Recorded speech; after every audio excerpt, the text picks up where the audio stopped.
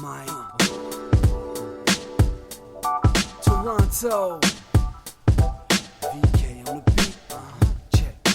I'm in Toronto where you wanna get the city love. I'm from Toronto where you wanna get the city love. I'm in Toronto like we wanna get the city love. My city love me back for my city love. Welcome to episode 1457 of Toronto Mic'd. Proudly brought to you by Great Lakes Brewery, a fiercely independent craft brewery who believes in supporting communities, good times, and brewing amazing beer. Order online for free local home delivery in the GTA. Palma Pasta. Enjoy the taste of fresh, homemade Italian pasta and entrees from Palma Pasta in Mississauga and Oakville. The Toronto Maple Leafs baseball team. The best baseball in the city, outside the Dome, with 8 championships since 1967. RecycleMyElectronics.ca. Committing to our planet's future means properly recycling our electronics of the past. The Advantaged Investor podcast from Raymond James Canada. Valuable perspective for Canadian investors who want to remain knowledgeable, informed, and focused on long-term success. And Ridley Funeral Home, pillars of the community since 1921. Today, making his return to Toronto Mic'd, is Rod Black. Yes. Mr. Black. Mr. 1457. Get that tattoo somewhere. 1457. You're How the you Cal doing? Ripken of... Good to see you, Michael. Can I call you Toronto Michael? Please call me Toronto. Call me anything. Just don't call me late for dinner. I haven't been here in I don't think a couple of years. Last time I was here was with what's his face? puss? That handsome guy. Yeah, Leo something. Zoolander. I miss him. Nice to be here. I didn't hit my head yet. I was going to yet. bring my helmet. Look, if Leo doesn't hit his head, you shouldn't hit your head, right? well, Okay, so that he's was always- July 2022. So yeah, it's almost 2 years. So is that... Have you bumped into Leo since then, I assume? Yeah, Okay. yeah. Just- We talk quite a bit. I don't see as much of him as I'd like to, or maybe it's probably good that I don't, because I've stayed out of jail, which is nice. But I miss him, and I miss working with him for sure. I love the guy; he's like a brother to me. Uncomfortably handsome, though, right? Like, how do you feel about that? Yeah, a couple of my kids look suspiciously like him. So no, Do they speak Lithuanian? Yes.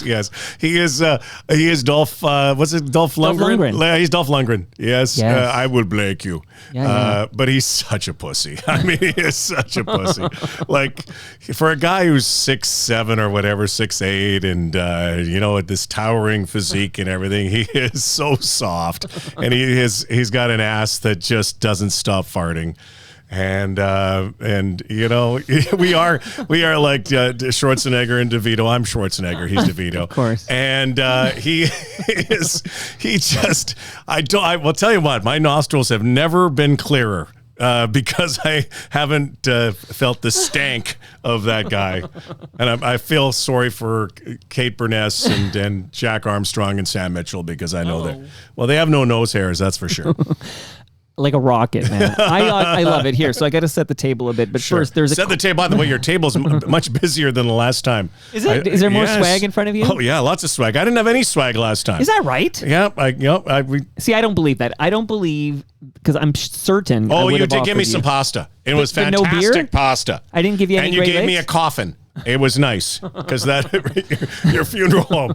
It was nice. Thanks for that. You're getting some more swag today, but I love first, it. there should be a cold lager in front of you from Great Lakes. This Okay. is the one. Okay, so do we? Is it cold? Yeah. In front of the so mic, we get though. to drink like. So this is just like being a TSN. But right in front. Yeah. Like, Oh, there we go. This is just like being a TSN. This is what we do every time before we get on the air. We have a beer, or actually we do shooters. Jack loves his Great Lakes lager. Is that ever good? Yeah, it's good, right? Really good. So they brew that 5 minutes away. That's fresh. Well, so. the lake's right here. You just go down. That's the great, in my opinion, in my unbiased opinion, Yeah, the that's greatest of very the Great good. Lakes, Lake Ontario. So Great Lakes Brewery made that, and you're bringing some Fantastic. home with you. Oh, to I like it. Fantastic. stove Thank you. or wherever the hell you hang I your won't have hat, a so. lot because I have to work tonight, but that's all good. Well, I have a couple of sips of that. Yeah, it's delicious. Yeah, And yeah. just let me get this out of the way. So Palma Pasta has a lasagna for you, Rod. I'm sure you got a lasagna last time. Yes, Delicious, I did. It was authentic really Italian good. food. What's this little green? Okay, that green is a doohickey? measuring tape We got to measure you for your coffin. That's great. That's from Ridley You Funeral were Home. going, I got to measure you for your coffin. Okay, good. That's good. There you go. That's really, thank you. That's for you. And the book I'm going to hold on to because I'm going to do but I'm going to tell the listenership Sure. like the ongoing history of Rod Black. So excluding, you did show up like remotely for a TMLX event when we were closing down the Pandemic Fridays. That was fun. You got a bunch of musicians and guys and and you said, "Oh, come on for 20 minutes." I think I stayed for 4 hours. You were amazing. And you came by. That was for a Pandemic Friday. But Yes. here's the official Rod Black appearances. So you made your debut. You were milestone episode 800. That was a big deal. So that was 657 shows ago. Long time ago. Yes. February 2021. And here's what I wrote. I wrote a description. Mike chats with TSNs, because at the time you were at TSN. Do you remember being at TSN? Vaguely. Yes. Mike chats with TSN's Rod Black about his mustache. Oh, yeah. I'm fixated on that. I'll get back to that later. His sports media start in Winnipeg. I actually have some follow-up questions for you today about Winnipeg. Okay. Working the 91 Canada Cup, Olympics, Blue Jays, his relationship with Charles Barkley, working for Canada AM. I remember that well, yeah. I love it. I got more on that too. Working on Canada AM, working for Canada AM on 9/11. Yeah. Get serious for a moment. Raptors Yeah. and more. So we When talked, they were good? they're like I can't remember. They're underdogs at home by the most points ever in the history of the franchise. Like not good times. They're reloading, rebuilding, rejuvenating, refurbishing. But hey, we still have a championship, and there are teams that have none, including a hockey team in this city that hasn't won since 1967. Look, flags fly forever. I was Yes. talking about this yesterday. They can never take that away from us. 2019 champs. No, We were there. Wow, that was fantastic. I think about it all the time. It seems. I know this sounds crazy. Yeah. It seems like yesterday, but it seems a long time ago as well. It's like stuck in the ether.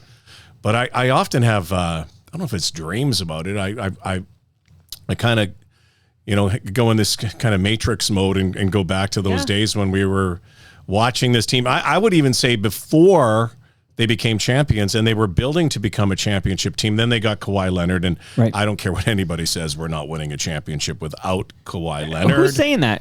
There are reasonable people. person There are thinks people that. saying, no. They Two think things. DeRozan? Three things. Yeah. If they don't have DeMar DeRozan, they never win a championship because they could never have traded for Kawhi Leonard. Right. If they don't have Kyle Lowry, who at the time, I never take credit for anything, but I'm going to take credit for calling him the GOAT, greatest Raptor of all time. Wow. If they don't have him, they don't win. Right. And they had the perfect coach in Nick Nurse at the time. And everything conspired. And plus, Kevin Durant got hurt. And they still, with Kawhi Leonard, would have been very difficult to beat the Golden State Warriors if Kevin Durant had been healthy. But there's my say. We have a championship in Toronto that we always will have. Will they win one again within the next 26 years? I wouldn't bet on it. It'll be very tough. You'd have to get a generational player or make a trade for the generational player in the game today, and that's Victor Wembanyama, who is phenomenal. And they will win a championship there before the Raptors will. Before the Raptors. I wouldn't take that bet. So that was episode 800. But, Sorry, I went off on a real tangent. I like it. I like tangents. Okay, Rod, go nuts here. But that was February 2021. We had that 800, and it went so well, but then you had to go. And I was like, I'm only halfway done with you, Rod. You came back the next day. Do you know that? I do remember that. It's the only time in the history of this podcast. What was the date again? It's February 2021. Why did I have to go? Nobody was doing anything. We were in the middle of a pandemic. You were somewhere. Oh, I probably had to go take a dump. You had to go take a dump. Okay. But then, so episode 801, there's a new description now. Mike chats with TSN's Rod Black about Joe Carter, Pat Tabler, pinball, the Raptors, his chat with Kawhi, the CFL. We didn't want to forget the CFL. Yeah. The 2010 Olympics. Gosh. Wow, that was a great one. And his impressions, you did lots of impressions that day. So you went back to back. Yeah. Now let's fast forward. During the pandemic again. Oh, Well, I don't know if you know this, Rod. Obviously, nobody could show up for your second day, so I filled in again. Well, you didn't have enough pasta there to give to people. Do you remember the phone call you took from me the day you announced that you were leaving TSN? My departure? Yes. When was that? October 2021. 21. So that was episode 932. Literally, we had like a 15-minute phone call. Wow. Where you basically held your cards close to your chest and just sort of said, everything comes to an end. Well, it did, but it didn't. I mean, yeah. That was that. Yeah, I do recall that. I was on my, I think I was on my porch that night, contemplating my next few chapters in life. But it was actually, I think if you remember the show, I mean, a lot of people were kind of melancholy in that, thought that I was going to be, and I wasn't. I was actually excited about what was next. But it was also during the pandemic still. Right. Although everything was kind of, we were getting out of it at the time, remember? Right. And sports were resurfacing. We still had to test. We couldn't fly. We had to line up for things, but yet we could go into the LCBO and touch people. So It was a different time. But yeah, so that was, is that the last time I was on? No. Okay, no. Then I was with Leo. And then you came on with Leo. Yeah, so that was July. Those were my last phoners. Yeah. Well, this is only your second visit to the basement studio. Yeah, but those were the last phoners. That was the last phoner. Yeah. And then I said, Rod's got to make the drive. I'd rather be here because then you get the swag, because I know you promised me swag on the phoners and I never got any. No, but you never showed up at a TMLX event. I take care of you. Yes. By the way, June 27, stick this in your calendar, June 27 from 6 to 9 p.m., TMLX 15. That's the 15th Toronto Mike Listener Experience. It's at Great Lakes Brewery here in Southern Etobicoke. Palma Pasta will feed you. Great Lakes will buy you your first beer. That's an invite, man. Oh, wow. I need Rod Black because it's also, ready for this? Yes. It's also my 50th birthday. Oh, dude, I'm coming for sure. Like, make sure you bring that date, though. I'm coming. June 27. Don't invite Leo. Anyway, that's my outside voice. No, I'll bring Leo. Bring everybody. Leonardo. And, well, happy 50th, man. Well, it's almost here. It's June 27. I'm 50 in Celsius. Are you so you're comfortable now? You're enjoying your Great Lakes. You're comfortable now. Yeah, I am. So I want to give it to you a little bit here. Okay, so right. I want to take credit for something. I deserve this credit. I'm not going to take credit for something I don't deserve credit on, but I'm going to lean in a little bit and we're going to talk about this. Do you remember the text in which I introduced you to Keith Stein? I do. Okay, I can bring it up. Actually, do you have it? Okay, so do that. And while you do that, if you have it there, I would like to just let everybody know that Keith Stein, who owns the Toronto Maple Leafs baseball team, Keith Stein, a huge fan of Toronto Mike. Me and him became buddies. I did a Padel League podcast for him. We had many conversations, and we were chatting one night, and he was talking about buying the Toronto Maple Leafs. And he said, Mike, and he values my opinion because he can recognize an ace when he sees one. Okay, so we're chatting, and he's like, Mike, all these FOTMs. I'm looking for somebody who, is good with the media, has baseball connections, is universally beloved. And he said, Mike, I want you to recommend somebody and connect me with this person. And I take this request very seriously, Rod. I think about, there's hundreds and hundreds of FOTMs, but I have this strict criteria. Who am I looking for? And I say to Keith Stein, I said, Keith, I want you to have a conversation with FOTM Rod Black. And I explain these 5 or 6 reasons why I think this is a true story. You can talk to Keith about this.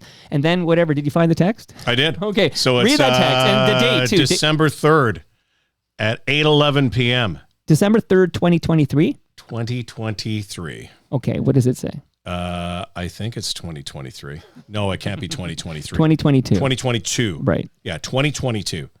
I just had an awesome chat with Keith Stein. Thought I'd send you a note to say hi, and that I'm very glad I connected you too. So actually, you know what? That's the follow up. Okay. So that wasn't too far after that one, and the other one I think you sent to my DM, so I can't. Okay. So essentially, I sent a note to you were the connector. Yeah. So just curious, do you remember me being the connector? I remember you being okay, Ron. I'm just gonna let you know. So does Keith not? No, Keith remembers. Yeah. Keith gives me full credit for this. I remember you.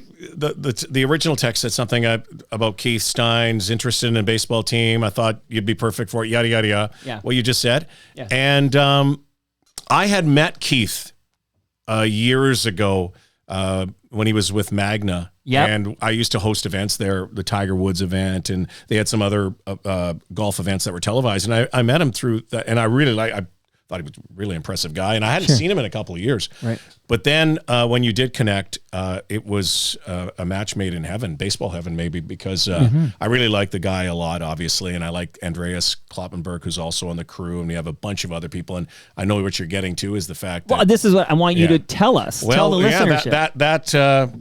That phone call led to Keith asking me to become part of the ownership for the Toronto Maple Leafs baseball team. Wow. And I hesitated for probably a millisecond, and I said, as you probably know, I never based on the fact that you talked to me 2 days in a row, and on my exit day at TSN, that I never say no to anything. I really don't. And so I said I didn't. I couldn't. And I had been to a couple of Maple Leafs games, only 2, but I honestly had talked to Jack Domenico when he was alive, probably. It'd be wild if you talked to him after he died. 3 times. Yes, you're right. I've actually had some conversations Shout as well. out to Ridley Funeral Home. Yes, thank you. I've had a few conversations spiritually since that time. But I would say that Jack used to call all the time, and he called every member of the media if he got your number. He was relentless, tireless, pain in the ass, and I'm a network announcer at the time, and he's calling me with the Toronto Maple Leafs scores and intercounty baseball. Rod, I just want to give you the score tonight. And I'm sitting at my desk, and I wasn't really working that night. I was getting ready for the weekend show. I said, okay, Jack, well, I'll send it over to Lance Brown or Joe Tilley. I just called them. I said, oh, okay, well, I'm glad you got that, because I don't think it's getting on CTV. Anyway, went to a couple of games. Yeah. And now getting involved with this,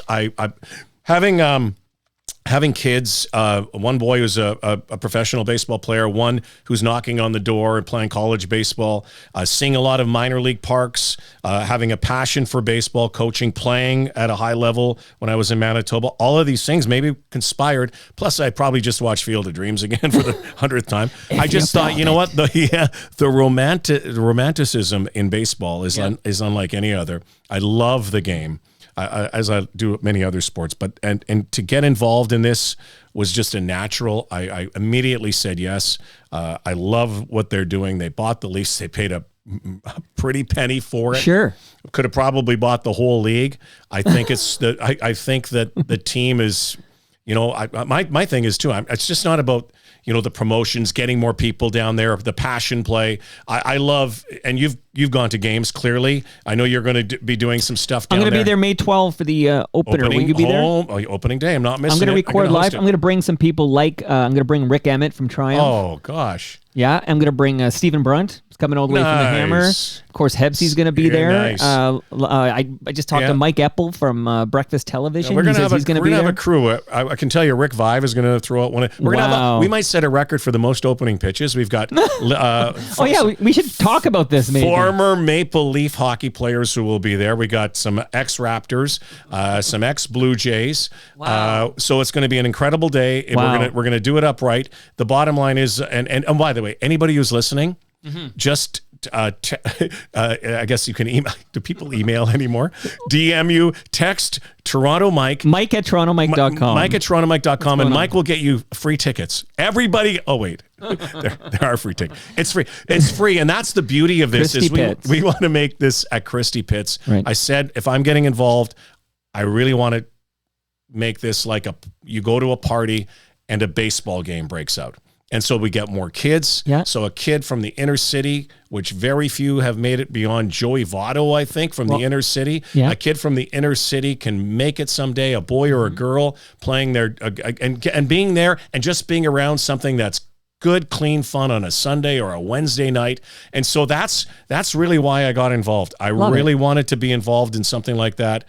I love the passion of the ownership group. Like I said, here's the other one, though. What people think, I think even Keith thinks that, I'm there to, help with the publicity, to help with the promotion, which I am, maybe MC a couple of things, do a broadcast. I'm there for that. Get some of my friends down there like you. I'm there because I want to win. I want to win. I want to win. I want to win. You're in it to win it. You don't get involved in sports, even if you're a broadcaster. Right. You don't get involved in sports unless you like to win. And there's nothing like that championship, even though we're just broadcasters. But I also broadcast the CEBL, the Scarborough Shooting Stars. Yeah. And, you know, this team, and I know we're not supposed to say we, but we won a championship last year. Second year, you know, it's not about, and again, we don't play.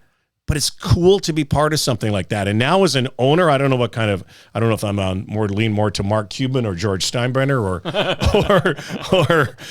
Harold Ballard. Or Harold Ballard. Well, you know, or Jack Kent Cook, who actually owned this team at one time. And by the way, there is a curse that exists from the Toronto Maple Leaf baseball team that exists. Can I guess? When they tore down the stadium. When the team left. Yeah. Right, and then they came back. Right, the Toronto, and I believe Harold Ballard had a chance to buy the team and did not, or said something about it, or wanted the team name. By the way, this Maple Leafs baseball team has the name before the hockey team. Yes, sir. They have the name because in it, and by the way, the hockey team also had the name before the flag, before the Maple Leaf was even, you know, people thought about Canada with the Maple Leaf. Right. The Toronto Maple Leafs baseball team has been in existence before 1897. It's 1896. It was my first year broadcasting. Babe Ruth played against them for the Providence Grays and hit a home run on September 5th, 1914. Yeah. Pitching. And that the history of this team is incredible. Beyond all that, I mean, I'm jacked, I'm excited, but I want to win. We want to win. Okay, I'm now part of that we, you understand? So we're basically now, Rod, who saw this future coming when Toronto Mike and Rod Black would be in business together? Well, who saw that coming? I will give. I'd reach over and give you a hug, but I can't right now. Thankfully, I can give you a hug now because I couldn't during our last time because we were locked in COVID. But I will tell you life is about connections and knowing people and getting people involved. In our ownership group, we've done that as well. Rob Godfrey is involved. The group of people is so passionate about the game and really caretakers of the team. They want this team to succeed, yes, win, but they also want to make it part of the community. Anybody the Bushmen, who are famous and infamous at the same time, who go to the games and they've got great chirps. I've met some of them just before Christmas with the manager, Rob Butler, who is a World Series. Who's my guest on Monday? Is it He's Butsy? Here Monday. Oh, listen, tell him that he's got so many great stories. I would also say my son Tyler, who's a prospective big leaguer, well, he's knocking on the door. You're stealing my thunder. We're going to get to that. He's knocking on the door. He's probably not a big leaguer without Rob Butler. So we'll get to that in a sec. But so Butsy and I went out and saw the Bushmen, and I think a lot of people said, "Well, new ownership, they're going to try to. We're going to change things. We're going to absolutely change things. We're going to make it better." We're going to get a better sound system in there. We're going to have great promotions, a lot of giveaways. We're going to bring the Savannah Bananas here, which are the carnival barnstorming baseball team. Right. Likely with Roger Clemens? Yeah. Is Roger Clemens involved? I didn't know that. He pitched for the Bananas did he? A couple of weeks ago. Oh, I didn't see that. Yeah. So Ryan Kellogg, who Rob Butler also coached years ago, is on the team. I don't think we're going to get them this year because they are suddenly so popular, but I do know we'll have them for next year. We're going to do things different. We're going to make it so much fun that every Sunday you do not want to miss it, and you're going to go home with a smile on your face, win or lose. But I'm going to tell you, we're going to win. Love it, Rod. Now, you probably have a copy, but there is actually underneath that, this is a wonderful book, The History of Toronto Maple Leafs Baseball. I do, and it's a great book. And here's another thing I think, I know secretly they got me involved. Because we're going to do a documentary on this team. Really? And we want to. Who's the director? Stu Stone? What's going on there? I don't know. I got to talk to Keith about that. We've talked to Scorsese. We've ask him where the SCTV doc is. Christopher Nolan. Christopher Nolan's interested. We're not sure who's going to play. Peter Jackson. But we are going to do a doc on this, and not only this, but the IBL. The goal, I think, for all of us in the Intercounty Baseball League, it's an Ontario league, 9 teams, great caliber of baseball, former pros, aspiring pros, college players. The goal, I think, is to get this thing to a national level where we could have some national broadcasts perhaps at one point, and then also have a national championship with other senior baseball. Right. I played senior baseball in Manitoba, and we did go to a Western Canadian. Let's get the IBL involved in that as well. love it all so much. But now that you owe me large, Rod, okay, I have 3 requests. So here's what I got. Here's what I'm going to give you, Mike. Yeah, Okay. all lasagna? I have a Toronto Maple Leafs book. I have some pasta. I have a measuring tape to measure No, your cough. I actually documented. So, Rod, I have Okay. 3 Sure. requests of you. got You ready? it. I'm going to go 1, 2, 3. Ready? Okay. Okay, I don't know if Since you owe me so large. I don't know if I should. Okay. Number 1. Yes. At some point, at his convenience, I would like the legendary Joe Carter Yes. on Toronto Mic'd. Oh, yeah, that'll happen. Okay, so wait, 1 for 1 here. So you're 1 for 1. So then what's going to happen on June 19th? Okay. You are going to do your podcast at Glen Abbey Golf Club. Should I be taking a note here? Take a note. Luckily, I'm recording this. Take a note, and you will not only have Joe Carter on your show, you will have Dan Marino. Whoa! You will have Jeremy Roenick. Whoa! You will have Wendell Clark, probably, because he's This guy right here, Yes. here in the studio, Yeah. Wendell Clark. Hey, Okay. Well, your studio will be Glen Abbey, because Right. That's okay. It's I the can Joe travel Carter there. Golf Classic. I'm on the committee. I host Okay. the event, Right. and you bring your gear down. I have signed a deal. You have carte blanche to do your show that day. You know, this is binding. I recorded every word you just said here. Okay, well, there Okay, you so go. and that's No June bullshit. 19th. June 19th. just before You can do it. TMLX, You can also do it June 18th as well, or 19th. Okay, this because is of awesome Skins to game. have It's options. early in the morning though. And you can promise me Yeah. an audience one-on-one with the legendary Toronto Blue Jay Joe Carter. Yes. Okay. Yeah, absolutely. Rod. Touch them all. Okay, Touch so them all, Mike. I have Touch 2 them more all. requests, You'll okay? never hit a bigger interview in your life. I'm just gonna play that clip and just over and over again. Okay, I can't wait. And when you have talk to Joe, ask him about the night that my oldest son was born. Just write that down. I won't tell you the story now. Tell him then. He's got a different version, but And my this is version. Tyler. Yeah. Yeah. Okay, we'll get back to Tyler soon. Okay. This one's a longer one. This one might not be in person. I don't know. In fact, I'm watching March Madness and I'm seeing him. I'm wondering, will Charles Barkley ever do a Zoom or a call with Toronto Mike? I don't know. Mark, y'all. Rob Black, my favorite guy. I'd only do an interview with him, and Subway. Subway. But Toronto Mark. I know that Mark, whatever. I think that no. No, That's he a no. actually. You know what? I will That's tell a tall you order. here. I will tell you. No, half binding, 50%. Okay, 50-50. So Charles could be at that golf event, which means then yes. Oh my goodness. Okay. So there's a chance, and if he doesn't, he usually comes in and plays some golf with me during the summer. Right. I will make sure. Maybe you two together. He- Could you he won't- imagine? he- I will travel somewhere. Hey, yeah, Mike. He's I not coming love to the you, basement. man. I love you. He ain't coming out of this basement.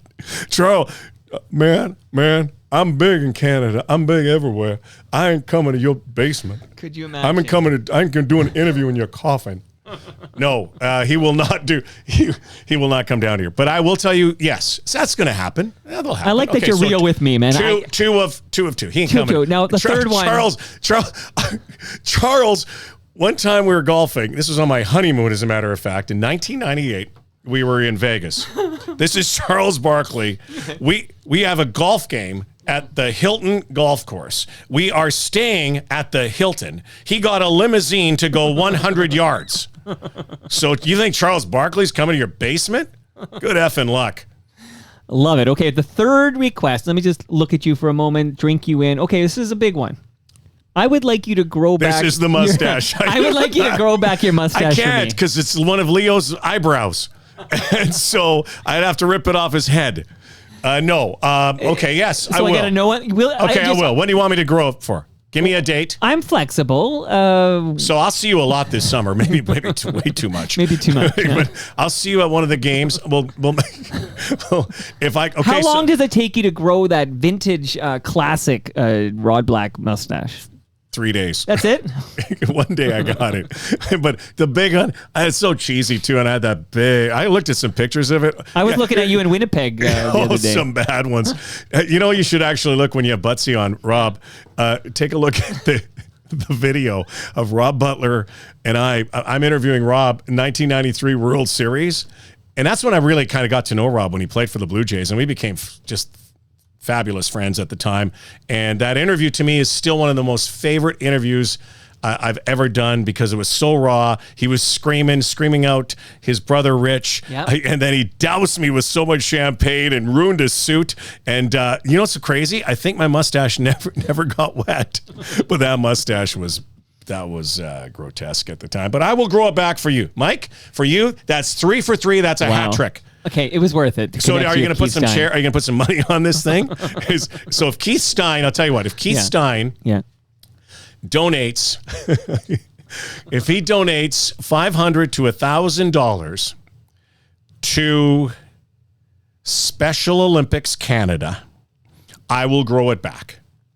Keith, you've got your marching orders. Keith's listening right now. And Keith is full of cake, man. He's got so much money. He burns money. I got to increase my rates. Yes. Good, gets a good tip. Yeah, Thank you. And he's a good man, a great leader, and he's going to be a great owner of this team. Love it. I'm going to play a clip. You kind of alluded to this, but let me ask you, please, to listen for a couple of minutes here. Up next, the Brewers at 33. With the 33rd pick of the 2021 MLB Draft, the Milwaukee Brewers select Tyler Black, a second baseman from Wright State. The Tampa Bay Rays have the next pick. He joins Sal Frelick out of Boston College as first rounders by the Brewers. 6'2", 190 pounds. Burst onto the scene at Wright State in 2019. He was the Horizon League Freshman of the Year. Finished with more walks than strikeouts. He struggled a bit in 2020. Had a shoulder injury. Had surgery to repair his labrum. They shut him down. But Jim Callis, he hit for much more power this year. What kind of player are the Brewers getting in Tyler Black? They're getting an offensive second baseman, Greg. He's another one of these hitters like Trace Sweeney, small school hitter, small school college hitter, had a lot of helium as the draft approached. He was in the first round mix for a couple teams. You're getting a guy who's got good exit velocities, puts the bat on the ball very consistently. I think it's probably going to be average power, 20 home runs, kind of average run, average defender at second base. You're getting a really good bat with 20 home run potential. You got to ask Tim about this guy. They opened the season against Vanderbilt. He doubled off Kumar Rocker on day one. Tim, you want to talk about it because you saw that up close. Yeah, thanks for that, Jim, too. Yeah, that was a double. That was an 0-2 pitch, actually, that was down and in, and he scooped it and hit it right center field. I'll tell you who he is. Not who he is, but he's from Toronto. Joey Votto was from there. 6'2". He's solid, plays second base, plays some third. There's a great story behind Tyler Black. This guy can really hit. The metrics and the numbers on him are really good. More walks than strikeouts, but he's a hitter that can hit for power. And in that regional against Tennessee and some of those other teams, he played so well and hit the ball so well. So you like the pick a lot. It's a good pick. All right, the Brewers take him at number 33. We have 3 picks left on day 1 of the MLB Draft, which continues live right after this. Yeah, that was a special day, boy. That was a special day. I'll give credit to Topper, who had this question, but I already had this question, Topper. Topper wrote, curious to know how his son's ball career, and we'll talk about both sons. So this is Tyler we're going to talk about, then we're going to talk about Brody, but curious to know how his son's ball career is going. First round draft pick in 21 by the Milwaukee Brewers. So congratulations to you, Rod. That's amazing. I know we talked about it briefly last time you were here, but now that we're in 2024, please talk to me about Tyler Black and his major league prospects. Well, I that clip is very prescient because that's exactly who he is and he's become. Although his position has kind of changed, he plays all over. So it's not like hockey where you get drafted and you get to the big leagues right away. It takes a while. It's a bit of a journey, and it still currently is for him, certainly because he got hurt the next year as well. He broke his scapula diving, made a great catch in South Bend, Indiana. I feel like that was happening when you were here with Leo. Yeah, he broke his scapula, so. But he recovered. Then he got to fall league and he was all healthy. And then, we go out to watch him in Arizona and he hits a double and he slides into second, breaks his thumb. So he had to have surgery on that. So you're going to get hurt. But we just came back from Arizona. My wife and I were down watching him at spring training. Big league camp for the first time. He's going to start the season with Nashville, it looks like.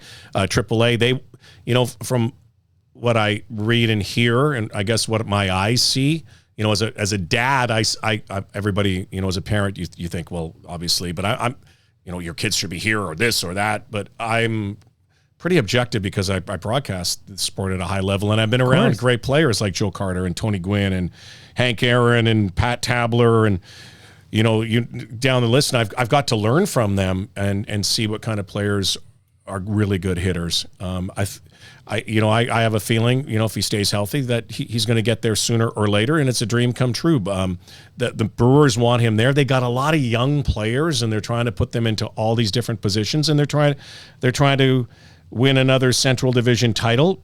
Ty probably could have played there last year, but he was the co-minor league player of the year last year on his team with Jackson Churio, who is this phenom as well. Wow. Who is actually going to start with the Brewers, but he's got an opportunity. He knows it. People always ask me, like, obviously my wife's a very good baseball player. But honestly, they say, well, does he, I mean, I have a feeling that Tyler, he just had that kind of passion that whatever sport he picked when he was a kid, he would have been doing what he is now. But baseball was just a love. I was doing the Jays games. He was always at the games. He talked to the players. He loved it, and then had to make a choice. He was a really good hockey player, made a choice at 13, 14. Had some great schooling from Rob Butler, as I mentioned, joining a travel team. Joe Bowen and I coached him when they were kids, and it was kind of weird. Joe's at third base and going around, and when he was coaching Tyler for a couple of years, holy Mackinac or holy else, something else. And then Rob Butler, and then he went to the Toronto Mets travel team, and again, just you progress.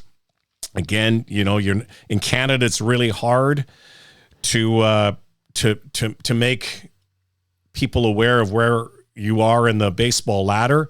Not many, even ask Joey Votto. I mean, people just kind of ignore Canadians because we're hockey players.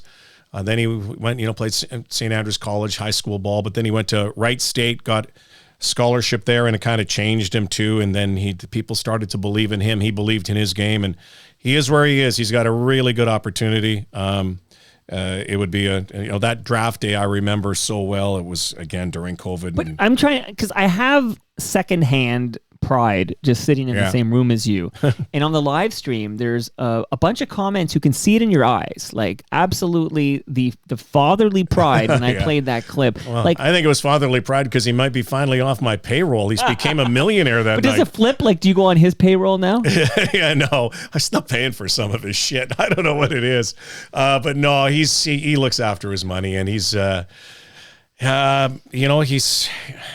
you think about him is, some guys would get into big league baseball to look after that, to try to find that big contract or to become a big leaguer.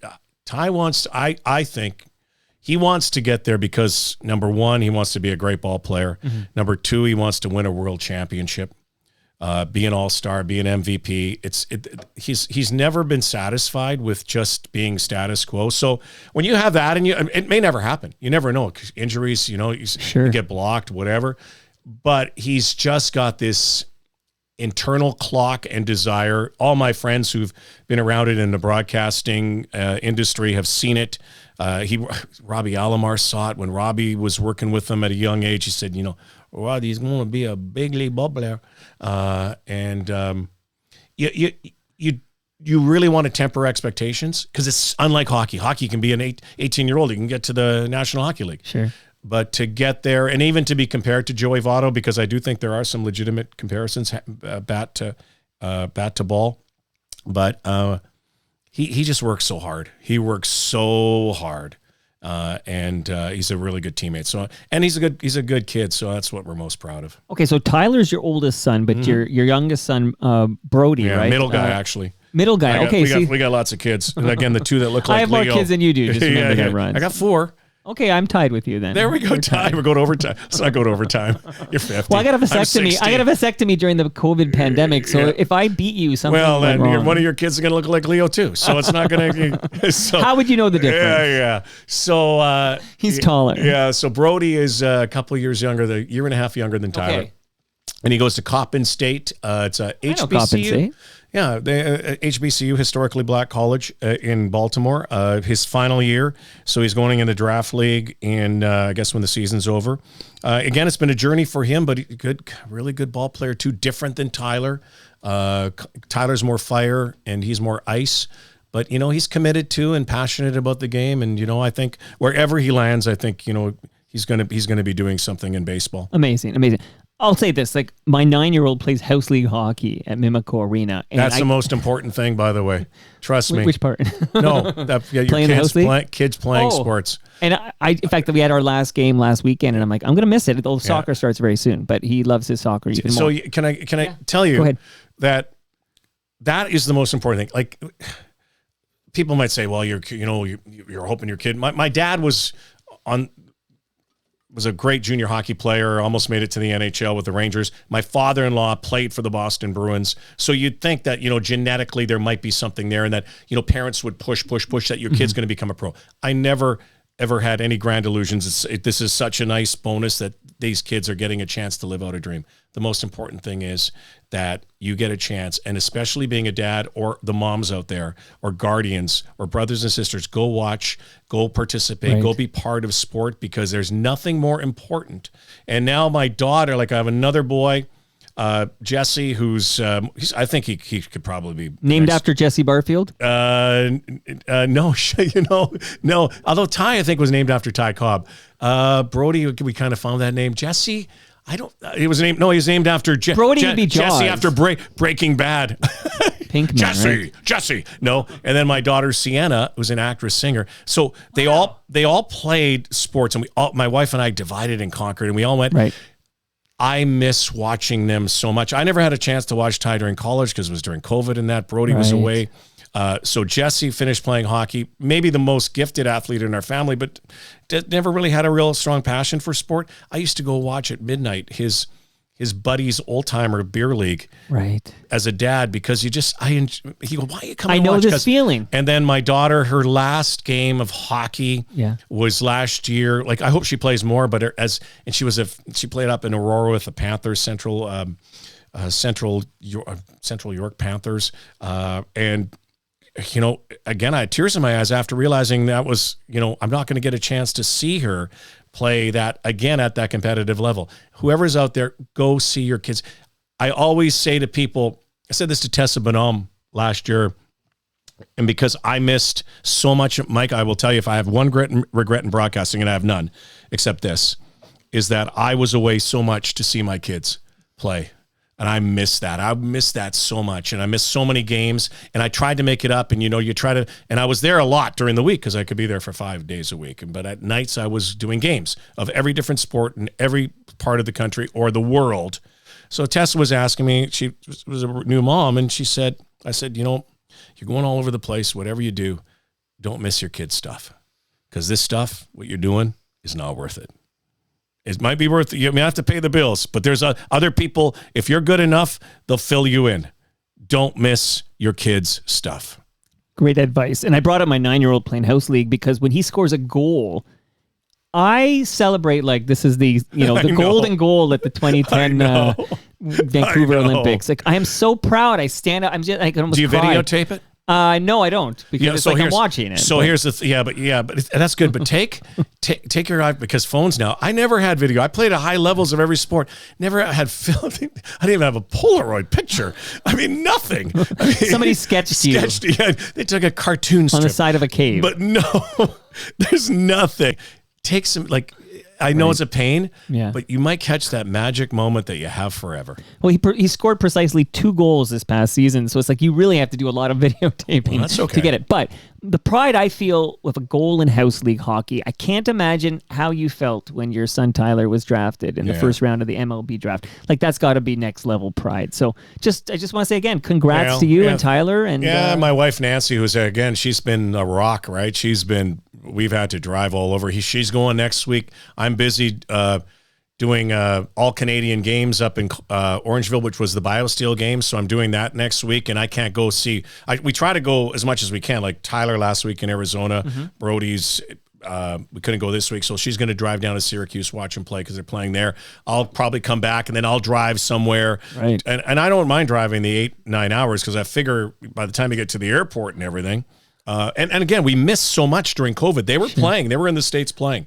but we couldn't get You over the couldn't border. get over the border. My goodness. Okay, so you have a lot in common now with FOTM Andy Frost. Shout out to Psychedelic Sunday. Do you do an Andy Maple Frost Leaf impression? goal scored by number 34, Austin Matthews. I feel like for him, we need like a number 13, Matt Sundin. Or his own kid. Why? Yeah. well, that's where I'm going with this. Number 13, You're two, Matt Sundin. Two legendary broadcasters with children who will play pro. Do you know that we were broadcasters in Winnipeg together? Put a pin in the Winnipeg talk. I'm going to get the Winnipeg Super We soon. were Andy and I go back a lot. I haven't talked to him in years. We used to see each other. Roderick, how are you? And I'd say Frosty, and then it's so cool to see his kid because his kid played in the same area, and I followed his kid, and it's so cool. I kind of miss Andy. Like I loved Andy's PA at Scotiabank or Air Canada Centre when it was that. Absolutely. Yeah, but he's I'm proud of him and his family and what his kid's doing. And, Morgan? Yeah, Morgan's I've got a Morgan too. My Morgan is a young girl, but Morgan's one of those great names. But Frosty's a classic, man. Yeah. He's a good dude, and he worked at a rock and roll radio station. I think it was the first rock and roll radio station in Canada, even before Q107. I think it was 92 City FM. Brother Jake, Andy Frost, both FOTMs. Yes, wicked. I used to do stuff on their show with them because I was a young broadcaster at CKY. And You know what? Okay. The Winnipeg, I'm going to do a little, before we say goodbye here and take our photo by the Toronto tree as it was anointed by... Are we done? Dave Thomas. No. Oh. But we're going to do a Winnipeg segment. I have a Winnipeg clips. I want to dive into Winnipeg because you have such a long career. We've talked about it all. People can go back in the archive. But I want to focus on Winnipeg. Sure. But a couple of anecdotes. One is that Dalton Pompey, former Blue Jay, much like Rob Butler, he did play in your IBL very recently for the Guelph Royals. We want him, but it's tampering. But he's a police officer. He's a cop now, right? So I don't know if you know this, if we've ever talked about it. Do you know that Dalton and Tristan Pompey is a hell of a ball player? But Dalton and Tristan Pompey's father, do you know he's the legendary cowboy dancer from Electric Circus? Do you have any knowledge of this? I did not. Okay. What? So Electric Circus. What? Which I remember. you know Electric Circus. I remember the cowboy dancer. That's the dad. The cowboy dancer on Electric Circus 100% is Kay Pompey, Kenrick Pompey, father of Dalton and Tristan Pompey. I think I bumped into him once. I don't know him, but I've seen some interviews with him, and he's a compelling dude. Well, he's been on Toronto Mike. You can listen to he's an FOTM himself. But on 1236. No, because I'm 1457. So I feel like a prisoner with that number. So he was are you kidding? No, I wouldn't kid about something like this. And he also released a 12-inch single called Summertime, Summertime. And if people Google it, they might see what I wrote about it on TorontoMike.com. Throw it up there if you can. Unbelievable story of Dalton Pompey and Tristan Pompey's dad, Kay Pompey, the cowboy dancer on Electric Circus. I wonder if I'd like to get Dalton, but again, I think Dalton Pompey was around when I was doing the Jays as a youngster, and Tristan, and tremendous, great Canadian ball players who, by the way, wore the maple leaf with pride. Yes, when they played, and they were overlooked. They were overlooked players. I remember that, but they weren't, and so they got a chance to play, and the beauty of these guys is what they've done afterwards and the way they've been able to pivot, especially Dalton, to become a member of the police force. In Hamilton, right? I'm not sure. I think it's Hamilton. But anyway, congratulations to him. So if he does we're going to take a run at him? Get him on the Blue Jay, on the Maple Leafs? That's tampering. But if I would listen, he's a free agent. So you know what? It's not tampering. If you're listening, I know your shift is probably maybe late night shift. Hey, dude, just if you're in the back parking lot at the station, get one of the constables. Just keep throwing you balls because it's. By the way, baseball is like golf. You have to hit every day. You have to field every day. Right. And then hey, if you don't want to play, just come out and do security. Well, get Dalton Pompey on the Toronto Maple Leafs baseball team. And here's a rumor I tried to spread just hours before the Blue Jays announced he was getting his tryout. Joey Votto, Toronto Maple Leaf baseball player, because Joey Votto, clearly not done with baseball, wants to play. He wants to play at home, but until the Jays caved in, basically, and said, we'll give him a tryout, it didn't look like they were particularly interested. Which is ridiculous. Joey Votto should have been... That goes to show... I believe there has been some collusion that has gone on in baseball. First of all, the money in baseball is way lower because of regional sports networks. Not in Canada, but around the United States. So there's everybody thought Shohei Ohtani, they're opening up the pocket. No, everybody else, with the exception of a few, signed for, probably market price. Joey Votto out there for a long time at that. First of all, nobody wanted to take the risk. Secondly, they were all waiting to get a fire sale on Joey. Joey Votto, you can record this right now, will be a Toronto Blue Jay this season. Joey Votto will be a contributor this season. He will spell Guerrero at first base occasionally. He's a guy who, with a bad bum shoulder last year, still hit 20 home runs or whatever it was. He can still hit. He has not lost that tool even at 40. And here's what I love best about Joey Votto. He has become a personality. When I was doing the games, Joey was a really kind of reclusive kind of dude at the time, went through a lot of stuff in his life, had about a depression, and then just took off as a player. And now he is, he's a future broadcaster, podcaster. He's a funny guy. I love the guy. I think he is going to be, he's exactly what the Toronto Blue Jays needed in the offseason, and I think everybody was waiting. I cannot believe that Cincinnati, if they could have got him for what the Blue Jays paid, wouldn't have brought him back. I'm with you 100%. The New York Yankees. Right. That field. I mean, a left-handed bat, Joey Votto is a Hall of Famer, a great Canadian, and probably grew up not too far from this basement. You're right, Etobicoke guy. And best, well, I mean, him and Larry Walker, 1A, 1B, best position players of all time this country's ever produced. And it's a no-brainer to me, but it does seem to me like Blue Jays management super hesitant to bring Joey on board. Joey had to phone them. Which, it's a Hall of Famer. Again, I think people are also thinking there's might be some buyer beware because he went through surgery. Is he going to be the same player? But and Father risk. Time, yeah, exactly. Father Time is undefeated. By the way, for a couple million, even if it was $5 million, for what they spend on other players, or here's the other thing, so they get him for like 2, possible with another 2 added bonus. How about spending another $40,000-$50,000 and put your radio announcer on the road with the team? Like stop Ben Schulman. Yeah, like for one, like even though I'm a Brewer fan now, I guess. I don't know. I'm well, never that's really a great question. So I'm a Blue Jay guy. Cheer for both? Yeah, I cheer for everybody. I cheer for great players. Okay. But I also like to see that because I was the host and I was the announcer for a long time, was the host when they won the World Series in 92, 93. I have a Blue Jay tattoo on my heart.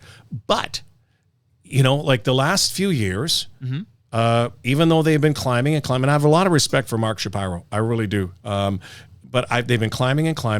I'm not sure how much respect I have for the parent company that owns the team. But will tell you, the parent company who's, by the way, built refurbished the inside of the stadium, which looks fantastic, but needs statues outside to honor the great players like Joe Carter and Robbie Alomar and Roy Halladay and maybe even Joey Votto someday. Instead, their statue is of Edward. Is it Ted Rogers? Is out there? Yeah. Oh, listen. So much. By the way, we may not have baseball if it wasn't for the Rogers family. But what you're saying there, look outside the Scotiabank Arena, and you see there's Matt's there. The history. Yeah, you see everybody's there. Bauer's there. All these guys. Daryl Wendell Sittler, Clark. Wendell. Sure. But you could do that. You can do that in Toronto. And by the way, Toronto's a great baseball city. They fill that dome.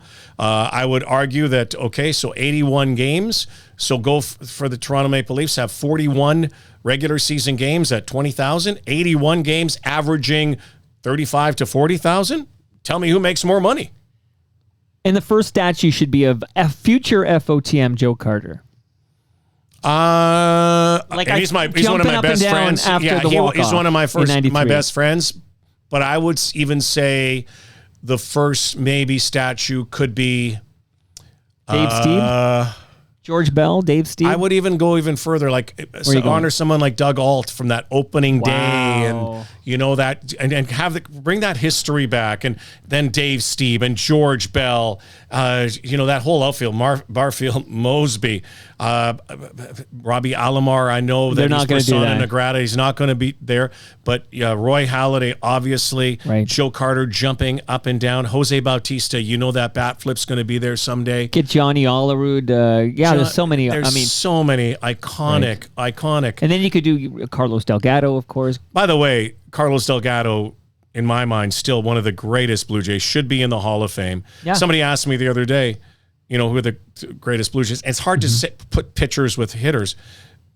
But the all-time greatest Blue Jay, without a doubt, is Robbie Alomar. Correct. And I'm going to say, even though people would say Joe Carter, and I love Joe again, I'm not putting him there yet because I would probably put Carlos Delgado there. Yep. With the amount of home runs, with what he did on a crap team at times. In a crappy uniform. Don't even get. I was doing games at that time, and I really had to bite my lip. He was done dirty that by logo. That logo was terrible. Right. Joe's certainly in the up there. Paul Molitor's one. Even though he was here for such a short time, Kelly Gruber, when in his time, was a great player. There's so many. Although he's great Blue persona Jays. non grata too. Yeah, and maybe for less, for lesser reasons than Robbie. Yeah. And here's the thing too. Yeah. I hate to say it, but it shouldn't be how you get along with people in the media or what you do. It should be about what goes on the diamond. I mean, goodness gracious, the Hall of Fame of baseball is full of miscreants, some murderers. Ty Cobb. Yeah, and people that and yet a guy who I believe still should be in somehow. I think that I know I'm going to get off on another tangent, but I do think baseball's Hall of Fame. I finally come to the realization that they should allow Barry Bonds, that they should allow Alex Rodriguez, Roger Clemens. But there's got to be a separate wing, or there's an asterisk on it because it was during. So the Baseball Hall of Fame is a museum. Mm-hmm. It's not a shrine. And it's not this, apocal cathedral. It's to document the history and chronicle the history of baseball. That means Pete Rose is an obvious choice to be in there, especially a guy who, how he bet, and how the hypocrisy of baseball right now says, and if you go in a baseball locker room, it still has that.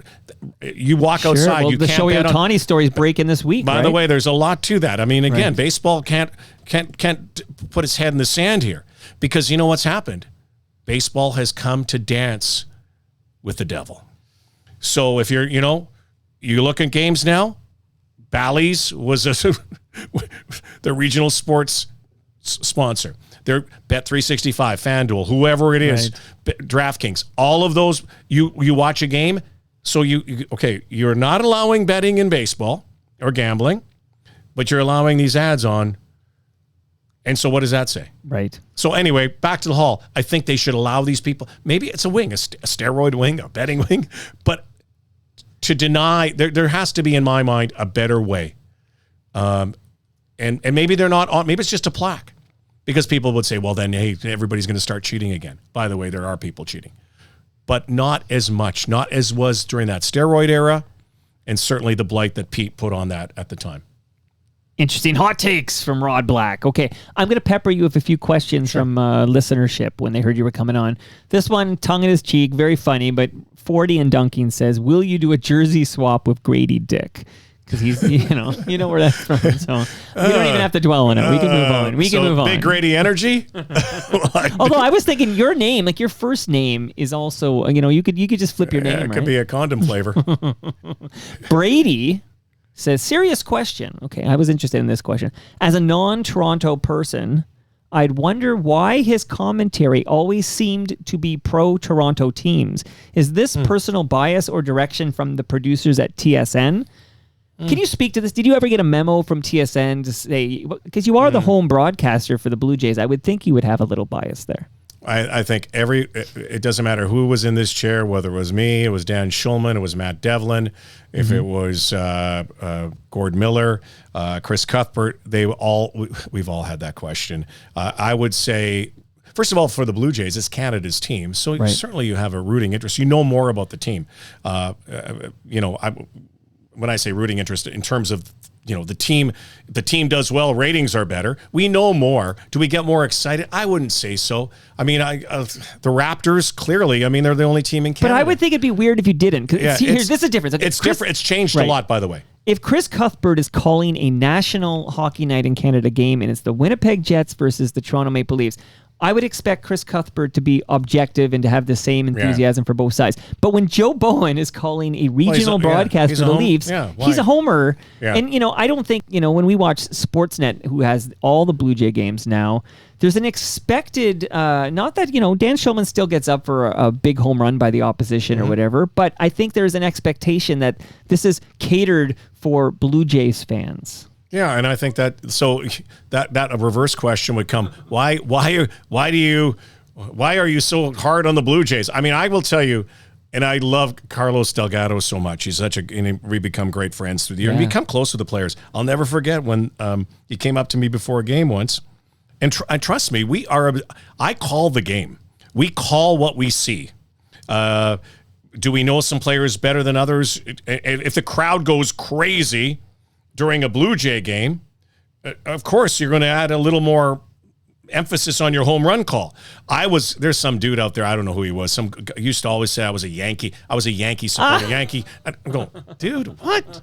Who are you? Then I found out he was some teacher somewhere, and then I found out he was an absolute diehard Blue Jay. And I don't even know who the guy was, but I said, well, whatever. Right. You got to get so. And we're also, there's these media critics out there, or these typists that all they do is watch and they criticize everything you make. And then I met some of those guys and I realized, I really care because they can't ask a question anyways. That's why they're doing what they're doing. All you got to do is call the game as you see it. If somebody feels that, I can understand it. It's Saskatchewan. If I wore a blue tie, the Rough Rider fans would go, you get all these, you're an Argo supporter. You're a Blue Bombers. No.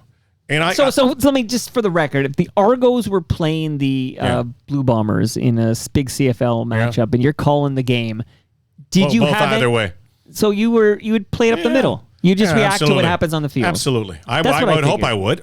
I hope I would. And there's but you'd be more of a Blue Bomber fan than an Argo. You're born and raised in Winnipeg. It's the saddest thing has happened. And all of the guys I mentioned previously, and the women who broadcast as well. Yeah. One thing that happens, especially when you get to a national level, a network level, is you lose your fandom.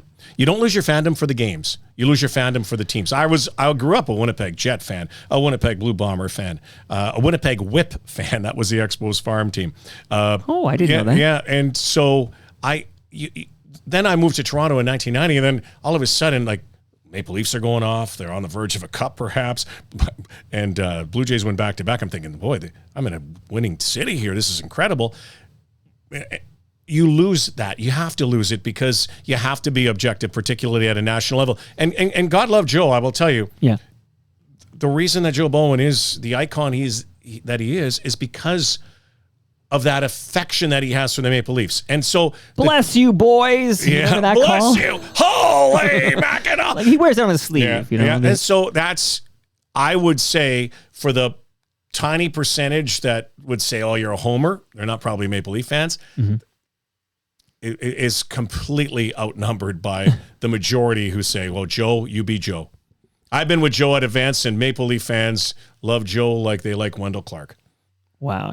And Joe politely declined his invitation to come on Toronto Mike, saying he doesn't do podcasts. So if you ever hear of Joe Bowen doing another podcast, let me know. Because Joe said that? Joe Bowen said that Joe to can't me. get out of his cave because he's probably, if you asked him, he's probably either doing a game that night or the Notre Dame Fighting Irish or the Green Bay Packers are playing. Joe's a really good dude. Well, we'll work on him. How about that? Put that into rule number 4. I love it.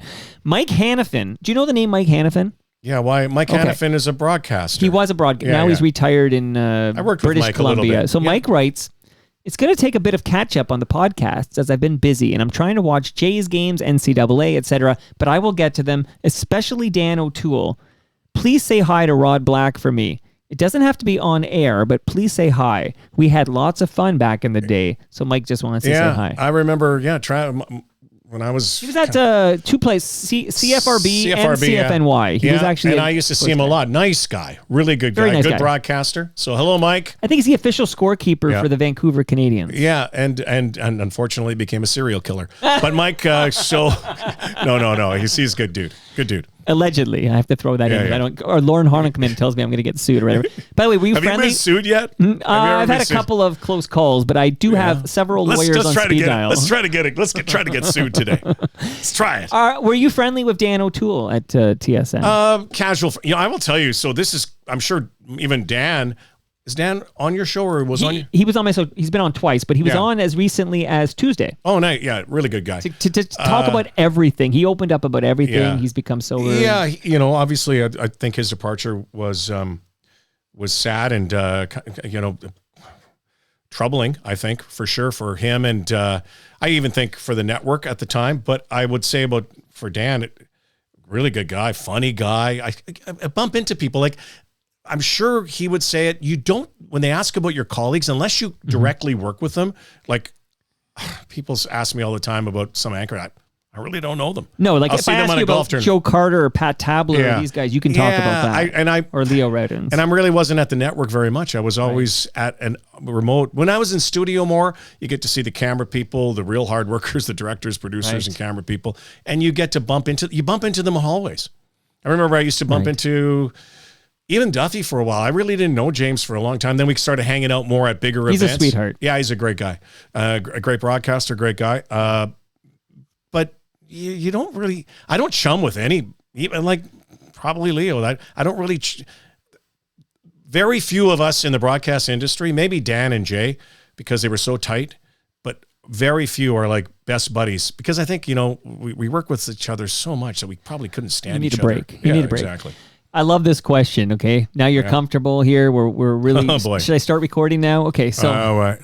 Scott Lowe, did Rod Black used to date Gabriella Sabatini? No, I did not. Is there a rumor out there about? There was she was a rumor. babe, right? No, I'm not sure she's still a babe, no, but I did not. No, you got to get a friend. Where do you think that comes from? I became a good friend because I was doing. Because you were tennis. friends. Yeah, I was doing tennis. Okay, and she was did not attractive. You're attractive. People try to put you together. Yeah, no. Okay. I dated Thank you Leo for- Routens. That's absolutely true. Love it. Okay. So we're going to go back to Winnipeg for a little bit before we say goodbye. But I would love to give you a little bit of advice, Mr. Black. You have some investments. I'm sure you're already spending Tyler's money. So you probably have somebody who manages your financial investments, or maybe you're doing it yourself. What do I know? That's private business, Mike. Don't even ask him. But regardless, the advantaged Elon Musk investor, handles my stuff. You're in trouble, buddy. It's going to be all crypto. Yes. It'll be all crypto by the end of the night. Yes. Crypto. Did you ever buy any crypto? No. I didn't understand it, so I stayed out of it. I still don't understand it, and I know of a lot of athletes who got their contracts, including one of the most famous on the planet, Tom Brady, who had a ton of his money deferred to Bitcoin. Because his wife made all the real money. Yeah, exactly. But I am going to recommend a podcast for you. It is hosted by Chris Cooksey at Raymond James Canada. It is full of good advice, best practices, good investment advice. It is called The Advantaged, with a D, The Advantaged Investor Podcast from Raymond James Canada. So you're going to subscribe to that, Mr. Black. Did you like that Simpsons Martha episode? Stewart also did some of my bookkeeping. Shout out to Snoop Dogg. Yes. Wasn't Snoop Dogg was trying to buy the Ottawa Senators? Yeah. Right? Great. You know who was part of that bid? My good friend and my client, Donovan Bailey, was part of that bid. Oh. So Donovan Bailey was part of the bid. Yeah. They didn't get the team. He's a good man. But Donovan records his podcast here and has become a dear friend. In fact, he took me I can't afford to go to fancy restaurants, Rod. Okay, I go to Palma Pasta. Okay, that's where I go. But Donovan took me to a fancy place not far from Sherway Gardens, and it turned out the sommelier there is Joey Votto's mom. Correct. Via Allegro. And yes, sir. Okay, so I'm there now. It's my son Tyler's favorite restaurant. I think it's because Wendy Votto works there. Probably, but can I give you another fun fact? This is a fun fact. Laura Dyken, you know Laura Dyken. Yeah. Her husband works there. Oh, you know what? He came up to me one time. I remember that. I love that Everything's place. connected. Well, Mohammed owns that If they're not place. sponsors, they're sponsors now. Via Allegro. Close to they got Sherway Gardens. Huge wine cellar. Best sommelier in Canada. Like I don't belong there. I'm dressed like this in my Toronto. I'm dressed like I dress, and I'm in there, and I'm like, I can't even afford to be in this place. But Donovan paid. So Donovan he was the world's fastest man. Now he's the world's fastest spender and drinker. Yes, he loves his wine. He loves his wine. So we're there, and then I'm talking to Joey Votto's mom, and she's talking about how this is about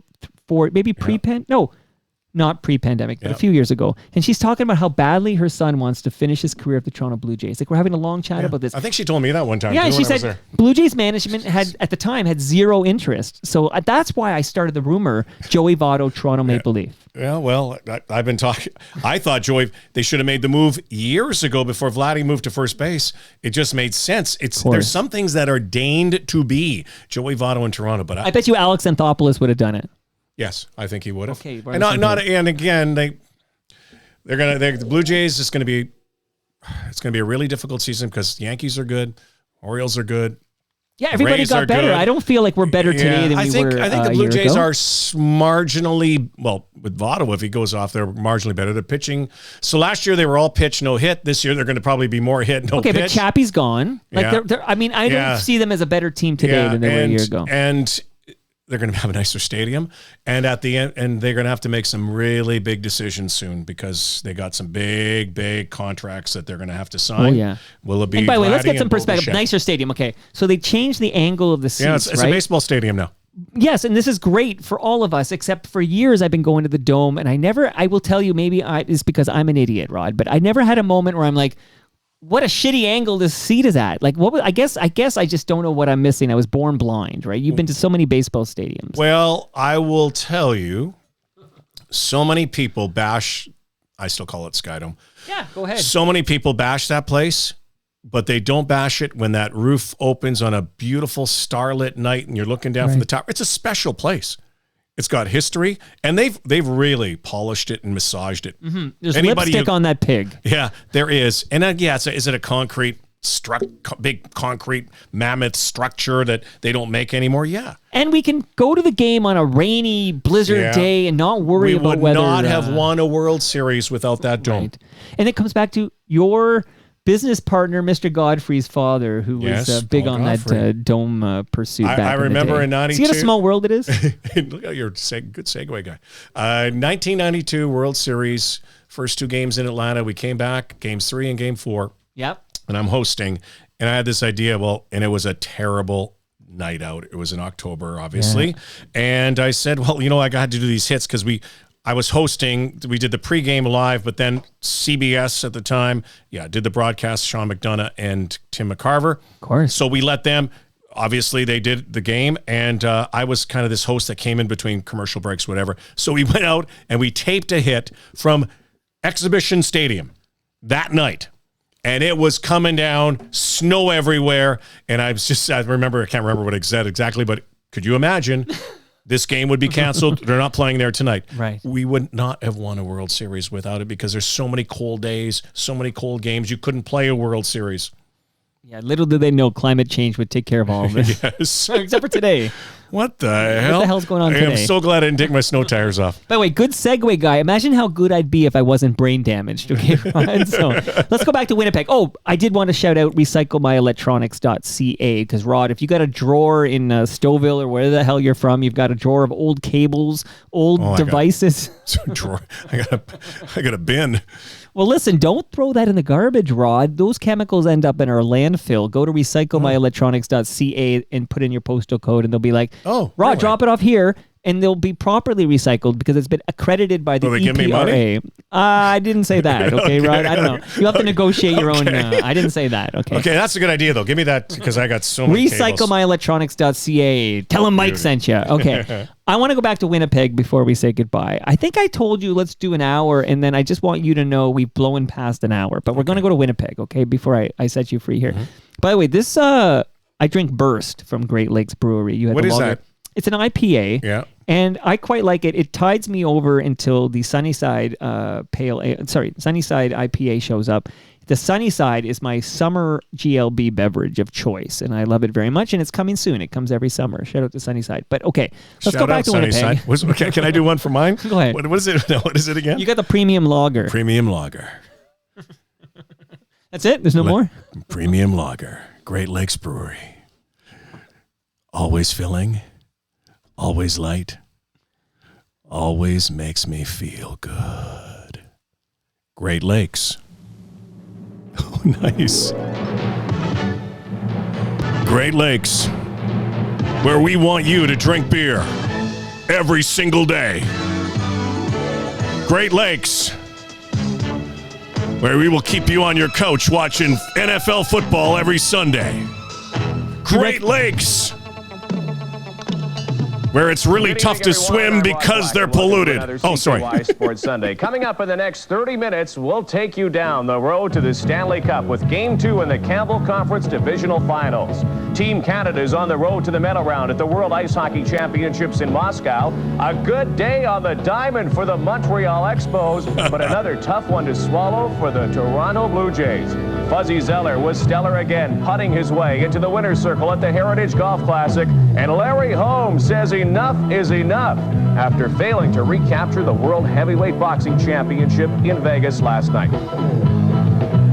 That and more on the slate tonight. Stick around. We'll start it off with Playoff Fever and our NHL report up next. Those were my days when I was on some heavy cocaine. No.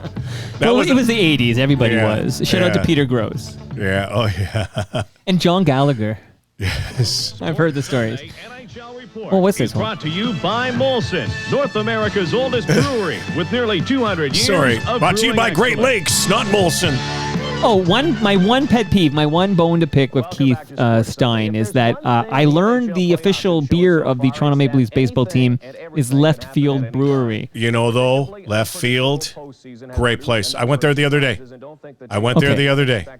Listen, I don't argue with you. You know your beer. Listen, I've never been to that establishment before, and I will be honest with you, I'm not the biggest beer drinker. That's why I really like light beers if I have any. Nothing against beer, but Left Field, what a great restaurant. We did a thing there the other night with Rob Butler, who's going to be your guest shortly. Monday. And Mike Wilner. Who's been over many, many times. Yeah, it's. Have you been to Left Field? No, because I'm so loyal to Great Lakes Brewery. So this is but it's a restaurant. Okay, where is it exactly? It's in Liberty Village. And I didn't know what to expect. I thought it was going to be like a little tiny sports bar, musty, because I used to have a sports bar in Winnipeg, and they're musty, and they had a smell of sweat. Wait, you had a sports bar? Yeah, a bunch of bombers and jets and myself. We had a sports bar, and we made no money. That was not a good investment. We should have had a good investment person. Our manager drank. You needed a Keith Stein. Yeah, it was called Bleachers. It was a good spot, but we drank it into oblivion. Anyway, this place, I go in this restaurant the other night, and I went, it blew me away. You've got to go. It is so nice. Well, now that I'm in bed with the Toronto Maple Leafs baseball and they team, are I'll make my way there. But I did also, just to wrap that thought up, is that ideally, in the perfect world, as I design it, and I'm like the marionette, like I'm pulling all the strings. I'm going to put Rod Black, Keith Stein. We're going to do this. We're going to do that. I'm going to get Rob Butler on, and then I'm going to get Joe Carter on, and then I'm going to get Charles Barkley on. I'm doing all these things. So in a perfect universe, multitasking. Great Lakes Brewery would be the beer for Toronto Maple Leafs baseball team. But it is Left Field, and you have good things to say about them. So I look forward to visiting. Yeah, it's a great restaurant, and Mark Murphy and I think his wife Mandy. I only had a chance to meet them that night, and we're gonna have our press conference down there to announce the team and the season in April. And again, food was fantastic. Even Rob was saying, like, I go to sports bars. I go to a lot of them. Like the real sports is kind of that incredible Parthenon of freaking sports. Well, location is everything. Yeah, and Left Field's not far behind. It's got beautiful monitors, brick walls, and a taste of history. Like everything in it. I just like the place. And so thank you to Left Field. They're going to be a great sponsor with us this year. Okay. So I look forward to checking it out. I will shout out the GLB Brew Pub at Jarvis and Queens Quay, because they got a special there. Am I going to go there soon? Every time the Blue Jays play, shout them out too. If you come there and say you're here because you're going to watch the Blue Jay game or whatever, you get a $20 deal where you get a fresh GLB pint of beer. And I'm trying to remember the deal, a burger and fries, I think it is, and it's $20, and it's a great deal. And they got TVs there as well. So come out to Jarvis and Queens Quay, check out the GLB Brew Pub. But okay, let's get back to Winnipeg here. So this is CK. Tell me what I'm listening to. Let me hear a little more. Tells the story all night. Both teams not afraid to rough it up. The Leafs take the lead in the second period. What proves to be the winner? Greg Millen, couple of stops, but Peter Inachek puts it in. It's 1-0 Leafs. That's all they were. His brother Miroslav Inachek. So that's got to be like 88, 89? 86. Really? So what do you remember about, so CK, just give me, I know we visited in your first appearance, but you're in Winnipeg. This is called CKY Sports CTV, Sunday. So Sports Sunday, we kind of started one of the first Sunday sports shows. Nobody really had one across, and two things that we started at CKY that nobody really had in Canada. One was Plays of the Week, and we did it differently. We had it with movie clips and all of this Wait, stuff. let's say, so you mean Canada or Manitoba? No, in Canada. Nobody else. What about Sportsline? No, we were actually ahead of them, I believe. Yeah, we got to talk to Hebsy about this. I think we were a little bit ahead. Might have been about the same. Around the same time. I know we saw them as they came into our market because they were on the local global feed. But we also we started Sports Sunday. It was really modeled after, both Plays of the Week and Sports Sunday were modeled after George Michael's Sports Machine. I used to watch that. Love that show. I grew up, I was a big fan. And George was hilarious. And he was kind of like, to me, just thinking about it, it was like he was kind of a mentor to me. I'd never met the dude, but if I probably mimicked anybody, I wouldn't say delivery, but the way they broadcast is probably because the guy had no notes. He didn't type anything out. And so he would just do play-by-play. Like, he would just... And the Washington Capitals tonight are taking on the Boston Bruins. And there's Ray Bourque. Ray Bourque has the puck. Ray Bourque will shoot the puck, and Ray Bourque will score. He didn't know anything about anybody else. But I believe George has passed. I'm not sure if he has passed 100%. Yeah. We've lost all of our George Michaels. Yeah, that show was a jewel. And so that's what we did. So that's 86. I was 24 at the time. And hoping and dreaming about national stuff, I guess. Hell of a great mustache, though, for a 24-year-old. It was, I had it since I was 5. So, but that was also the time, like beards are now. Beards are so popular. Facial hair is popular. Is it Magnum PI that made you have to get that? So I wouldn't say Magnum PI, but everybody at the time had a mustache. They all look like Daryl Hall. Is it Daryl Hall or is that John Oates? I can't remember. Who has the mustache? That is Oates, I think. Is it Oates? Okay. So yeah, it's Oates. It's Oates. So everybody had that kind of mullet and mustache. Freddie Mercury had it. I'm trying Tom Selleck. And so even CKY, which was a CTV affiliate, they ran promos, of what's upcoming in the season in their shows, and they made me mimic Tom Selleck with a little grin. Same thing, the little eyebrow twitch, Hawaiian shirt. This was so much ridiculous at the time. But anyway, that was, mustaches were popular. And, I looked like either a cop or a porn star. Or both. Why not both? Yeah. But porn star cop. Well, you're bringing it back. That's number 3 on our list Yes. of things you owe me here. Yeah. So Winnipeg, I'm going to play another clip here. All right. We got to be patient and stay disciplined and keep skating. We just got to get more offense. We just didn't test Vernon enough. And, if we're going to win playoff games, got to score goals. Man, I know that voice. I think big key is to stop the Howard Chuck line. They're definitely very talented, and they're going to score a lot of goals. And I thought we played pretty good defensively last night, not giving them very many chances, and we capitalized on them, fortunately, last night. Hello, everyone. I'm Rod Black, and welcome to the NHL playoffs. Last night, the Calgary Flames simply blanketed the Winnipeg Jets top line. The goaltending story was a difference, and also the absence of Randy Carlyle made a big difference. And George Kingston, who's joining us again tonight, last night Carlyle wasn't here, and he's not here again tonight. He will not be playing, and Paul McLean will be sitting out as well. Well, I think it's going to be a very tough night for the Jets, but I think that the key is going to be how their forwards respond. What about now the team itself? They have to regroup, obviously, and get back to Winnipeg with a split. This team, however, looks like it's ready for golf season. Well, I thought they did last night, but I think that tonight's a new night, and I expect they're going to be a much better physical game tonight from the forwards particularly. We look forward to your analysis, George, tonight. Now, with their thoughts on tonight's hockey game, the rest of our playoff team, here is Russ Peake and Doug Smith. Wow. Thanks, Rod. Yeah, a lot to so anybody who thinks that I'm a homer should have listened to that. Ready for the golf. I think I got some grief. John Ferguson was a GM at the time of that team, I believe. What are you talking about? But the first voice you heard brings a tear to my eye because it's Dale Hawerchuk, and became a dear friend. I got into the business in his rookie year. He was a golf announcer and an analyst for me in Winnipeg when we did some golf Manitoba Open Canadian Tour stuff. His foundation was huge. He did so much to help so many people. He was just that ordinary superstar, Hall of Famer, never won a cup, never had to win a cup. And of course we lost him a couple of years ago to stomach cancer. And he was one of the greats. And Mike, I don't know if you ever had a chance in your 1,457 episodes, but if you would have, he was just one of the most genuine dudes I've ever been around. We all miss him. I was just recently with Dave Ellett, some of the other guys on one of our little tours around Ontario. We go and play hockey and raise money for Easter Seals. And it always comes back to Dale. It always comes back to him. And you've talked to anybody who was around him. He was just a special person. And again, more than a hockey player, but just gone way too soon. Well, my condolences. I knew him as a hockey player, and what a hockey player. And I remember the hype around him before he was drafted. Like, this was a phenomenal prospect. Oh, he was incredible. So he was such a great prospect that in Winnipeg, when I was growing up, Bobby Hull was signed, and I was a young 9 or 10-year-old was one of the first kids, got a chance to meet him, as a matter of fact, and was incredible.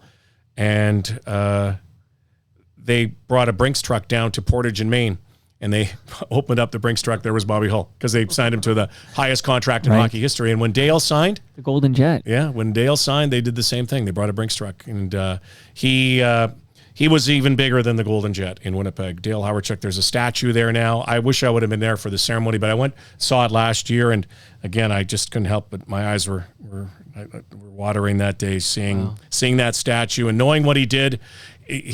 I know the Jets left after he left, but that was an ownership situation and all that. Dale Hawerchuk really put NHL hockey for Winnipeg on the map. Do you miss Winnipeg? I do. Miss it every day. I mean, I miss it, but I love this city. I love Toronto. I miss my, being I miss the comfort. If you and I wanted to go golfing, if you said, hey, Rod, you want to come do my podcast? I'd say, when are you going to do it? I'm in 2 hours. Okay, now. You know how it is to arrange somebody to come down here. Herding cats. Yeah. Golfing would be, okay, when do you want to golf? Well, let's get your calendar. Let's go 2 weeks. Okay. How about I got August 5th. How about August 5th? No, 6th. Let's go 6th. That's 4 months from now. I go, hey, you want to golf? Yeah. I'll see you in the course in an hour. So I miss a lot of, I miss the summers. I don't miss the winters so much. How are the mosquitoes? Because I hear legendary stories about mosquitoes in Winnipeg. I've never been to Winnipeg. Good Joe Carter story, actually. When I used to have a tournament out there, my own golf tournament, I'd bring one guest in every year. Joe was my guest one year. We're at the famous St. Charles Golf and Country Club, elite, posh, kind of like, I guess, Rosedale here. And we played 2 holes. And we actually had to give in to mosquitoes. And it was a beautiful 28-degree day, and they were just swarming it. So you can have days like that. Yeah. You almost need it. And then you can also spray as much as you want. And then there's summers that they're not as bad. I would say after rain, they can be bad. They get pretty large. But you go up listen, as bad as the mosquitoes, I've been up in Muskoka during black fly season. That's the worst. Black flies. That hurts. And it's they get itchy, in your it hurts. Yeah. But I will tell you, Muskoka, the beautiful lakes in Muskoka and all the surrounding area, Manitoba has those lakes too. And in the Kenora, just into Ontario, Kenora, but West Hawk Lake, Falcon Lake, and Grand Beach, which is a hidden jewel in Canada, which is this incredible. I think it was nominated the #1 freshwater beach in North America. Really? By Playboy I gotta magazine. get my ass to Winnipeg. And it's incredible. Rod, you want to go to Winnipeg with me? Yes, I will go. Let's do the podcast from there. I'm in. And the best pizza there, Dell's Pizza. I'll shout them out. Wow. And my buddies at Mona Lisa. I miss that. And High Steakhouse. But I do get back to go to do games now with CEBL. And of course, I did it with the Bombers. But yeah, I do miss Winnipeg. But I will tell you, I love Toronto. I love this city. And you've been here a lot. I mean, in the GTA anyways. You've been over here 30 years, a lot longer than you were in Winnipeg. Yeah, actually, yeah. So I left, it's almost even. I left there just as I was turning 30. Okay. And no, you're right. I've been here longer. I'm always right, Rod. Come on. You are right. And plus now, I love this city so much. Hey, I went and bought a baseball team. I should have closed on that note, but I'm going to play a great Toronto band, Lowest of the Low, to play us out. But first, I want to just quickly shout out some great Winnipeg bands. Okay, so recently, I had Randy Bachman on the program. Oh. And we were talking about the Winnipeg music scene. So have you met Randy Bachman? Yes, and his brother was my dentist. Is this because he lost a couple of brothers? Yeah, maybe. I don't know. He's got a bunch of brothers there. I met Randy only a couple times. Burton Cummings. Let me go through them. I'll go through all the great Winnipeg musicians. Kenny Shields. Kenny Shields, Street Heart. Guess Who? Guess Who should be in the Rock and Roll Hall of Fame, by the way. I'm with you. Harlequin, Street Heart. Tom Cochrane, who's from Lynn Lake, Manitoba. Are you friendly with Tom Cochrane? I know he's a golfer. Very good, yes. Yeah. Okay. I just texted him this morning. I love him. Okay, and I'm not a name dropper. I hate name droppers. I said that to Justin Bieber this morning. I do the same line, but I always say I was talking to Robert De Niro about that this morning. Can we please add a fifth item to the things you owe me? Because you owe me everything, Rod. There, no Cleveland, no Bowie, no Toronto Mike, no Rod Black. Okay. Can we please get Tom Cochrane on Toronto Mike? Yes. He's said he's into it. So he's going to sing the anthem at one of the games this summer. So there we are. What a wonderful episode this has been. And Tom is... I love that guy. Great golfer, great man. I've done a lot of events with him. Actually, one of the most memorable was in Trenton at 8 Wing. And I didn't even know... Tom's... You can look it up. Mm-hmm. Tom has a history with the military and the Air Force. His father was in the Air Force. He was a pilot. He's crashed a couple of planes, and he's lived to talk about it. But I'll never forget, it was almost haunting to me that we had all these 8-wing commanders and pilots and in the mess hall in Trenton, and I was hosting it with Tom, and Mark McCoy was there as well. And Tom went up and did an a cappella version of Big League. Yeah. That absolutely melted the room. He did that for Humboldt after that tragedy, and it was not a dry eye in the house. He is a great man. You love Tom Cochran. I already do. We're going to get Tom Cochran on Toronto Mike. What about more recent bands? I'm just curious. Like, can I shout out my good friends, The Watchmen? Oh, I love The Watchmen. I love The Watchmen. Yeah, they gifted me the... oh, did they? They're one of my favorite bands, actually. I keep forgetting that. They were kind of getting big when I was leaving Winnipeg. So. Mid-90s. Yeah. Right, exactly. They were another great. one, again, The Weaker Thans. Okay, and they have the great song "I Hate Winnipeg," so you can go to YouTube or whatever Yeah, I and don't check know out them. The Weaker Thans. But just shouting out, and Crash Test Dummies are a Winnipeg. Oh, band, yeah. right? I was going to say Queen City Kids, but they're Regina. Yeah, Crash Test Dummies. Who's the lead singer? Brad Roberts, who was the only guy with a deeper voice than you. So Silent Night. That Silent Night version, the Christmas song. no, it's the First Noel. Oh, First Noel. You're right. Sorry. Come on, I know my Crash Test Dummies. They're FOTMs. He was that. And what's their most famous song? I should know it. Oh, they have a few, but they have the and Superman song. Oh, Superman song. One of my favorite songs. You want to try to sing it with Brad Roberts' voice? Never made any not deep money. enough. You got to go deeper.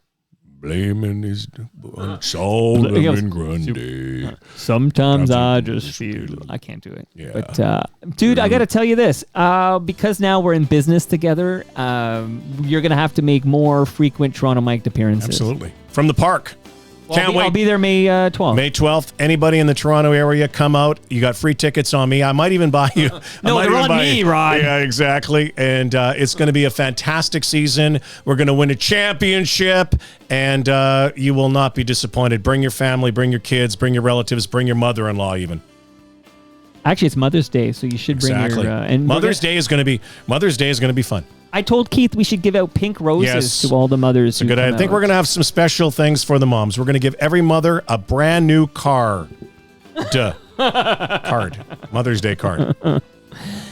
Oh my goodness gracious. Thank you, Rod Black. You're on your way to the FOTM Hall of Fame if you keep playing these cards right. And if you deliver on those 5 items I've assigned to you, I'm going to put you straight into the... Is it June 27 again? June 27, 6 to 9 p.m. Sure. I recorded that, you know. Yeah. And where is that again? Great Lakes Brewery. Oh, it is. Okay. It's not in your Southern backyard. Etobicoke. No, it's not in my backyard. Because I ain't coming to your backyard. No, it's Charles Barkley might come to actually Great Lakes Brewery. I can't believe Charles won't come into the basement. He's too big for that, too good for that. I'm going to have to go to him. But you tell me where he is and I'll be there. Okay, that's where we are with Charles Barkley. We're going to get Charles Barkley on Toronto Mic'd. Yes, sir. That'll happen. It'll happen, Mark, I'm telling you. And that brings us to the end of our 1,457th show. 1457, ladies and gentlemen. You can follow me on the year I was born. Goal scored by number 13, Matt Sundin. You can follow me on Twitter and Blue Sky. I'm at Toronto Mike. Much love to all who made this possible. That's Great Lakes Brewery, Palma Pasta, RecycleMyElectronics.ca, Raymond James Canada, the Toronto Maple Leafs baseball team, and Ridley Funeral Home. See you all Monday when my special guest is Rob Butler. Oh, please. He's the best. Let's see. Touch them all, Rob.